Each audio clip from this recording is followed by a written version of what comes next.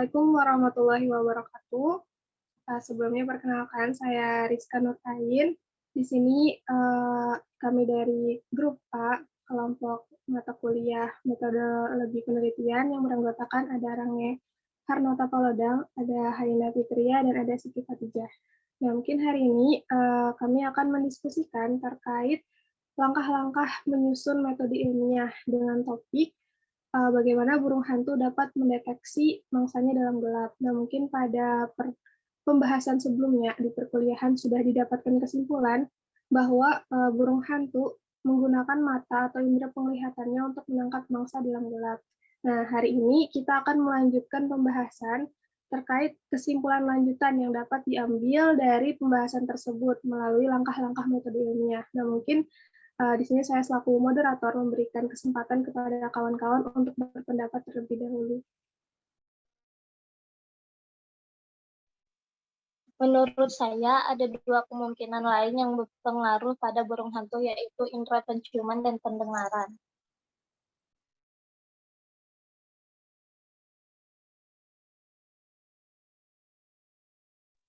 Oke, mungkin apakah ada... Saya izin masuk. Saya setuju. Ya, dari saya setuju, karena kedua indera tersebut merupakan indera penting yang juga digunakan oleh beberapa hewan lain untuk menangkap mangsa. Jadi mungkin saja indera tersebut juga dimiliki oleh burung hantu.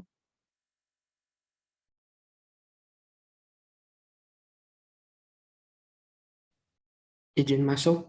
Saya juga setuju. Mungkin bisa kita jabarkan satu-satu terkait dua kemungkinan tersebut. Oke, terima kasih kawan-kawan atas pendapatnya. Nah, mungkin tadi berdasarkan referensi juga ya, ada dua kemungkinan yang mungkin dimiliki oleh burung hantu, yaitu ada pengaruh indera penciuman dan indera pendengaran, karena tadi dua indera ini kan juga digunakan pada hewan lain, jadi mungkin saja ada di burung hantu. Nah, mungkin bisa kita jabarkan dulu satu-satu langkah-langkah metode ilmiahnya. Nah, mungkin dari indera pendengaran dulu nih. Kita mulai dari rumusan masalah. Nah, mungkin untuk rumusan masalah dari aku, apakah burung hantu dapat menangkap mangsanya di malam gelap karena pendengarannya yang sensitif terhadap suara mangsa, sehingga dapat mengetahui mangsa dalam gelap. Nah, mungkin itu sih rumusan masalah dari aku. Jika kawan-kawan ada pendapat, silahkan.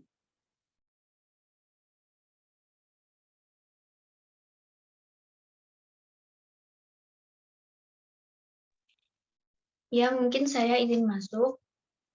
Jadi, berdasarkan rumusan masalah yang dibuat tadi, saya ingin membuat hipotesis. Mungkin hipotesisnya bisa seperti burung hantu dapat menangkap mangsanya di malam gelap karena pendengarannya yang sangat sensitif terhadap suara yang ditimbulkan mangsanya sehingga dapat mengetahui posisi mangsanya dalam gelap. Mungkin bisa seperti itu. Oke, mungkin karena sudah dibuat hipotesisnya sesuai dengan langkah selanjutnya nih, kita akan membuat prediksi. Silahkan jika ada yang mau mengajukan prediksi. Izin masuk, saya akan membuat prediksinya dari hipotesis tadi.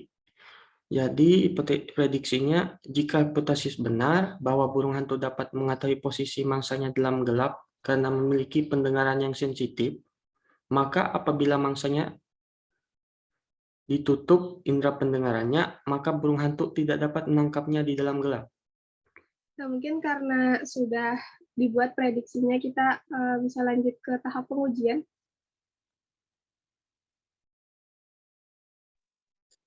Saya akan membuat tahap pengujian. Tindakan dilakukan ketika indera pendengar ditutup, maka burung hantu tidak akan dapat menangkap mangsanya dalam gelap. Oke, karena sudah ada pengujian, mungkin kita ke tahap selanjutnya, yaitu kesimpulan. Mungkin apakah ada yang mau bikin kesimpulannya? Baik, dari saya izin membuat kesimpulan. Jadi, berdasarkan hipotesis tadi dan sudah dilakukan pengujian, jadi bisa disimpulkan bahwa burung hantu dapat menangkap mangsanya di malam gelap karena pendengarannya yang sangat sensitif terhadap suara yang ditimbulkan mangsanya, sehingga dapat mengetahui posisi mangsanya dalam gelap. Mungkin bisa seperti itu. Oke, terima kasih. Nah, mungkin karena sudah kita susun langkah-langkah metode ilmiahnya, jadi di sini aku izin membacakan ulang. Yang pertama, rumusan masalah yang sudah kita buat. Apakah burung hantu dapat menangkap mangsa di malam gelap karena pendengarannya yang sangat sensitif terhadap suara, sehingga dapat mengetahui posisi mangsanya dalam gelap? Kemudian hipotesis yang sudah kita buat, burung hantu dapat menangkap mangsanya di malam gelap karena pendengarannya yang sangat sensitif terhadap suara yang ditimbulkan mangsanya, sehingga dapat mengetahui posisi mangsa dalam gelap. Kemudian prediksi, jika hipotesis yang dibuat benar, maka bahwa burung hantu dapat mengetahui posisi mangsanya dalam gelap karena memiliki pendengaran yang sensitif tadi, maka apabila indera pendengaran tersebut ditutup, burung hantu tidak dapat menangkap mangsa di dalam gelap. Kemudian pengujian yang dilakukan yaitu dengan menutup indera pendengaran dari burung hantu. Jika pengujian ini terbukti, maka burung hantu tidak dapat menangkap mangsa di dalam gelap. Sehingga kita dapatkan kesimpulan bahwa burung hantu dapat menangkap mangsanya di dalam gelap karena pendengarannya yang sangat sensitif terhadap suara yang ditimbulkan mangsa, sehingga dapat mengetahui posisi mangsa di dalam gelap. Nah, mungkin itu tadi langkah metode ilmiah yang sudah kita susun untuk pembahasan yang pertama. Nah, mungkin pembahasan yang kedua yaitu terkait indera penciuman pada burung hantu. Nah, mungkin ini akan kita buat langkah-langkah metode ilmiah juga, yang akan kita mulai dengan rumusan masalah seperti tadi. Nah, mungkin rumusan masalahnya bisa seperti ini. Apakah burung hantu dapat menangkap mangsanya di malam gelap karena memiliki penciuman yang sangat tajam, sehingga dapat mengetahui posisi mangsanya dalam gelap? Nah, mungkin jika itu rumusan masalahnya, kita bisa langsung ke hipotesisnya. Mungkin saya akan membuat hipotesisnya. Burung hantu dapat menangkap mangsanya di malam gelap karena penciumannya yang sangat tajam sehingga dapat mengetahui posisi mangsanya dalam gelap. Oke, mungkin setelah hipotesis, kita bisa next ke prediksi. Baik, dari hipotesis yang telah dibuat tadi, saya izin membuat prediksi seperti ini. Jika hipotesis benar bahwa burung hantu dapat mengetahui posisi mangsanya dalam gelap karena memiliki penciuman yang sangat tajam, maka apabila indera penciumannya diganggu, burung hantu tidak akan dapat menangkap mangsanya dalam gelap. Oke, karena sudah dibuat juga nih hipotesis, prediksi, mungkin langkah selanjutnya yang perlu kita buat adalah bagaimana mengujinya.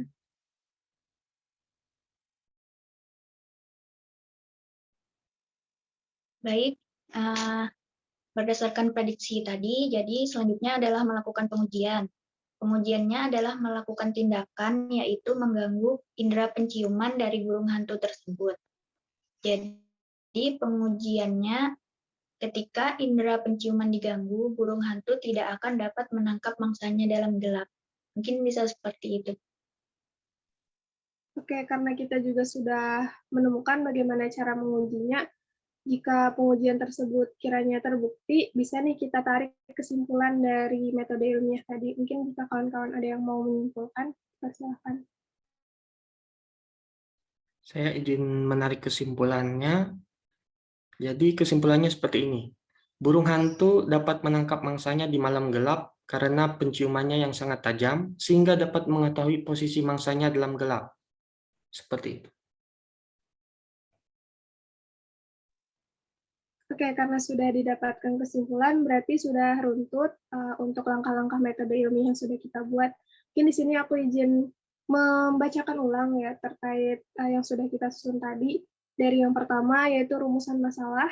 Apakah burung hantu dapat menangkap mangsanya di malam gelap karena penciumannya yang sangat tajam sehingga dapat mengetahui posisi mangsanya dalam keadaan gelap? Nah, dari rumusan masalah tadi didapatkan hipotesis bahwa burung hantu dapat menangkap mangsanya di malam gelap karena penciumannya yang tajam, sehingga dapat mengetahui posisi mangsa dalam gelap. Kemudian prediksi yang dibuat, jika hipotesis kita benar, bahwa burung hantu dapat mengetahui posisi mangsa karena memiliki indera penciuman yang sangat tajam, maka jika indera penciuman itu diganggu, burung hantu tidak akan dapat menangkap mangsanya dalam gelap. Kemudian dilakukan pengujian berupa tindakan mengganggu indera penciuman burung hantu. Jadi burung hantu tidak dapat menangkap mangsanya dalam gelap. Jika pengujian tadi terbukti, maka dapat kita tarik kesimpulan bahwa burung hantu dapat menangkap mangsanya di malam gelap karena penciumannya yang sangat tajam, sehingga dapat mengetahui posisi mangsanya dalam gelap. Nah, mungkin itu tadi 2 pembahasan terkait langkah-langkah menyusun metode ilmiah. Langkah-langkah menyusun kesimpulan lanjutannya dari metode ilmiah yang sudah dibahas sebelumnya terkait metode burung hantu dalam menangkap mangsa. Nah, mungkin itu dulu diskusi kita pada hari ini. Terima kasih atas perhatiannya. Saya selaku moderator izin menutup diskusi. Wassalamualaikum warahmatullahi wabarakatuh.